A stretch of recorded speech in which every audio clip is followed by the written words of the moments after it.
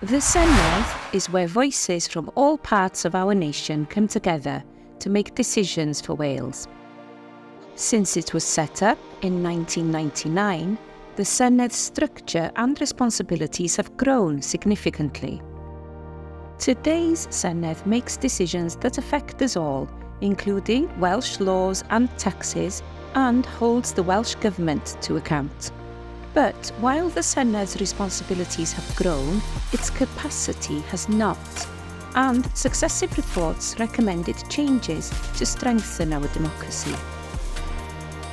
In May 2024, members of the Senedd voted to increase the number of members to represent and serve you and scrutinise legislation, policies and the spending plans of Welsh Government.